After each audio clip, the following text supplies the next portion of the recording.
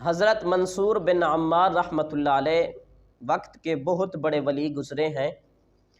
ایک مرتبہ لوگوں کو واعظ و نصیحت فرما رہے تھے، مجلس میں سے ایک شخص کھڑا ہوا، اس نے 4 درہموں کا سوال کیا، 4 درہم مانگے۔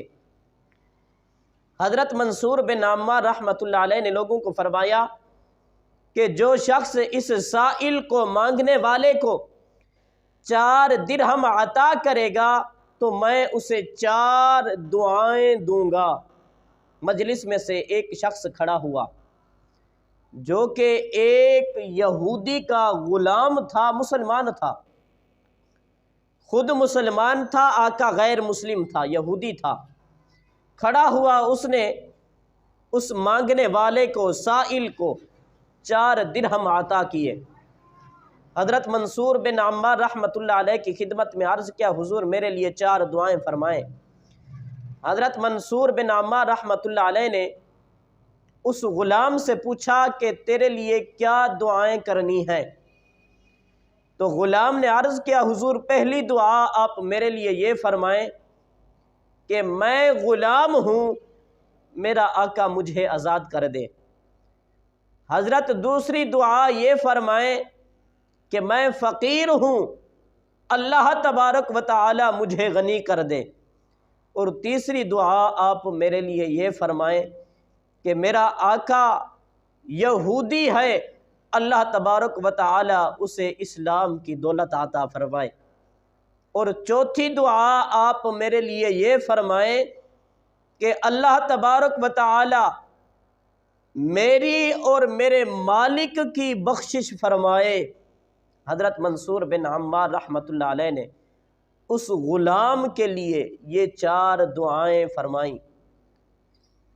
واعظ و نصیحت کی مجلس ختم ہوئی، غلام اپنے آقا کے پاس پہنچا، اس نے دیر سے آنے کی وجہ پوچھی کہ اتنا دیر سے کیوں آیا؟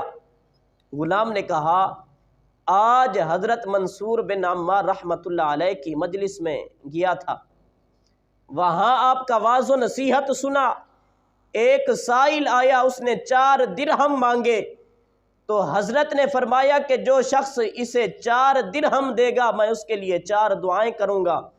تو میں نے 4 درہم دیے اس سائل کو اور اپنے لیے 4 دعائیں کروا کے آیا ہوں۔ آقا نے پوچھا کون سی 4 دعائیں کروا کے آئے ہو؟ غلام نے کہا حضرت پہلی دعا یہ کروائی کہ میں غلام ہوں، میرا آقا مجھے آزاد کر دے۔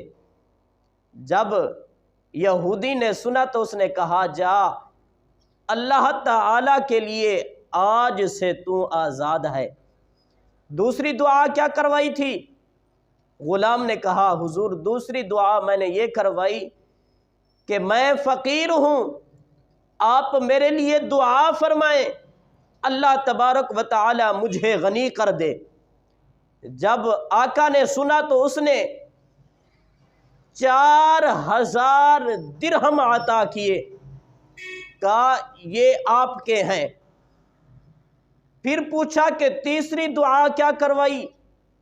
غلام نے کہا میں نے حضرت منصور بن عمار رحمۃ اللہ علیہ سے تیسری دعا یہ کروائی کہ میرا آقا یہودی ہے، آپ دعا کریں اللہ تبارک و تعالی اسے اسلام کی دولت عطا فرمائے۔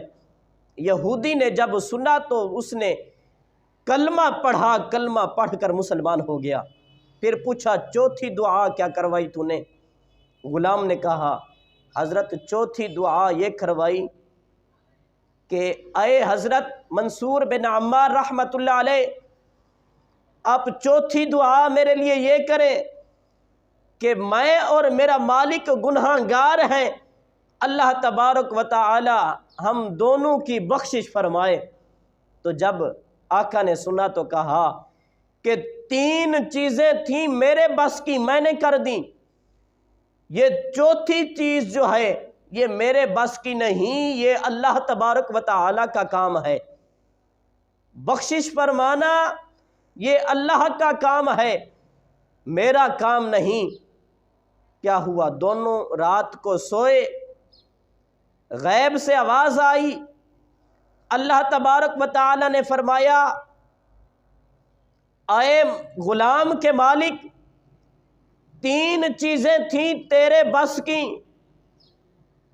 تو نے غلام کو آزاد کر دیا، فقیر تھا غنی کر دیا، تو یہودی تھا مسلمان ہو گیا۔ چوتھی چیز تھی میرے بس کی، جو تیرے بس کی تھیں تو نے کی، جو میرے بس کی ہے میں نے تجھے بھی بخش دیا، تیرے غلام کو بھی بخش دیا، جس نے واعظ کیا اس کی بھی بخشش فرما دی، اور جتنے سننے والے تھے میں نے سب کو بخش دیا ہے۔